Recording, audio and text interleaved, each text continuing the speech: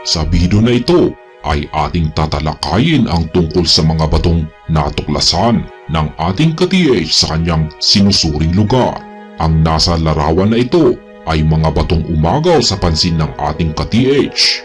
Gaya ng ating nakikita, ang batong ito ay meron itong butas sa kanyang bahagi na ito. Ang mga butas ay sadyang napakakaraniwang uri ng marka na ginamit ng mga sundalong Hapon.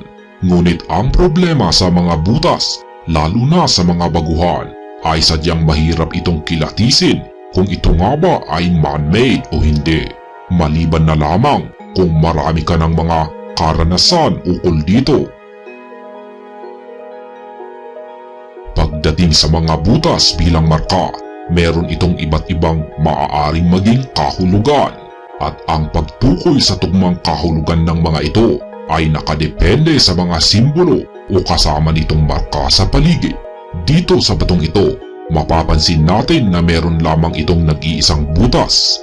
Kaya naman ay kailangan pa natin ng karagdagang detalye mula sa ibang mga marka sa paligid. Sa madaling salita, ay kailangan nating kumalap pa ng mga karagdagang marka. Malapit sa batong may butas ay ang batong ito. Kung ating susuriin ang ibabaw nito, mapapansin natin na meron itong dalawang nakaukit na simbolo. Ang nakaukit na simbolong ito ay isang arrowhead, kung saan ay isang pointer na nagtuturo ng isang partikular na direksyon. Kaya ang kailangan nating gawin dito ay ang sundan at tahakin ang direksyong itinuturo nito hanggang sa ating marating ang isang lugar na kinalalagyan ng kasunod na marka. Katabi ng nakaukit na arrowhead ay ang nakaukit naman na simbolong ito. Base sa aking nakikita ay isa itong incomplete arrow sign. Ang ganitong uri ng marka ay karaniwang nagbibigay pahiwatig sa kahulugang object pointing to the right o ang deposito ay nasa kanan. Base sa ating larawan na ito, posibleng ang tinutukoy ng markang ito sa kanyang kanang bahagi ay ang batong ito na may butas, kaya naman ito ang siyang ating posibleng digging spot.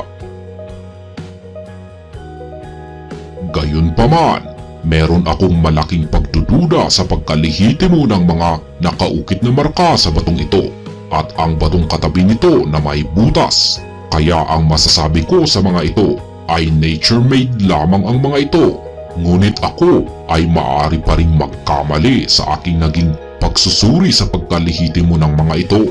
Kaya ang pinakamabuti nating gawin dito ay ang mag-trial dig dito sa kinalalagyan ng batong may butas. Kailangan natin itong hukayin hanggang sa lalim na 5 talampakan kung meron tayong mahuhukay na buried marker o nakabaong marka.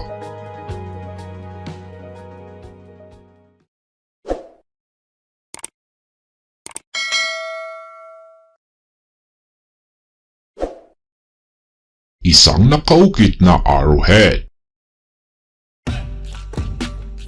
Sa larawan naman na ito ay ating nakikita ang batong umagaw sa atensyon ng ating ka-TH sa kanyang lugar.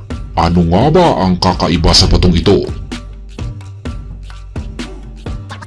Base sa aking pagsusuri ay aking napansin ang nakaukit na simbolong ito.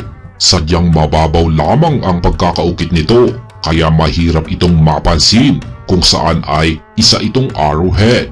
Tulad ng nakalipas na batong ating sinuri, ang mga arrowheads na marka ay karaniwang ginamit ng mga sundalong Hapon bilang mga pointers. Kaya pagdating sa nakaukit na arrowhead na ito, sundin at tahakin lamang natin ang kanyang ipinapahiwatig na direksyon. Gayunpaman, ang aking ibayong pagsusuri sa paraan ng pagkakaukit ng arrowhead na ito ay masasabi kong ito ay nature-made lamang o gawa ng ating kalikasan. At kung ito ay inukit ng ating kalikasan, hindi ito maituturing na isang lehitimong marka at dapat nating baliwalain. Dalawang nakaukit na nakapatayong linya. Ang sunod na larawan na ito ay meron tayo ulit isang bato. Sa aking pagsusuri sa batong ito, mapapansin natin dito sa kanyang ibabang bahagi ang isang nakaukit na simbolo.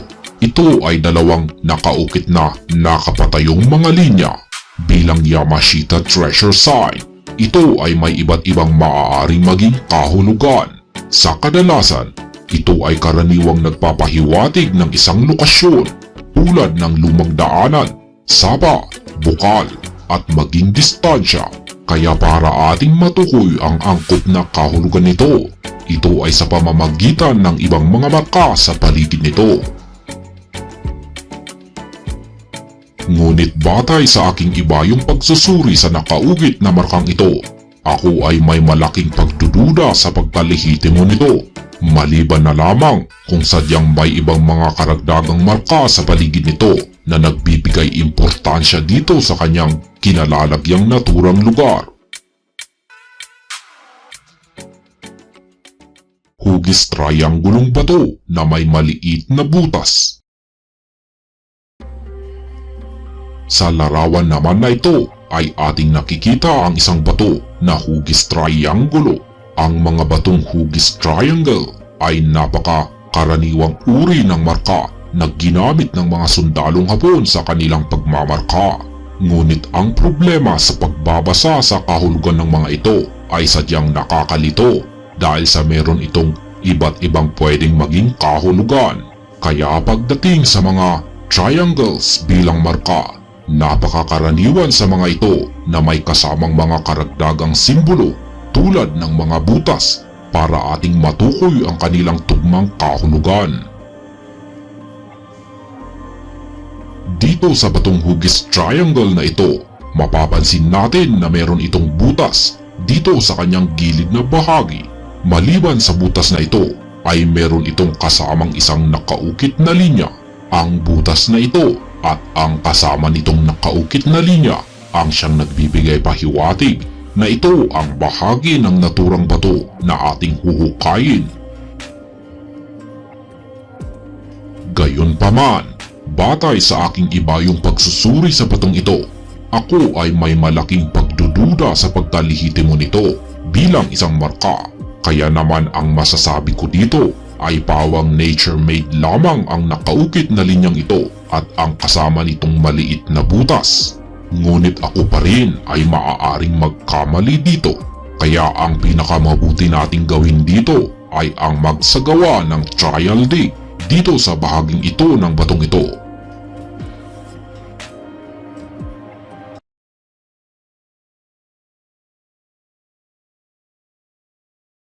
Shoutout kay ka-TH na si Lyndon Libria.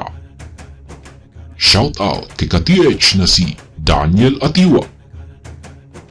Shoutout kay ka-TH na si June Balasbas. Shoutout kay ka-TH na si Nueva Vizcaya CSDH. Shoutout kay ka-TH na si John Michael Samurai.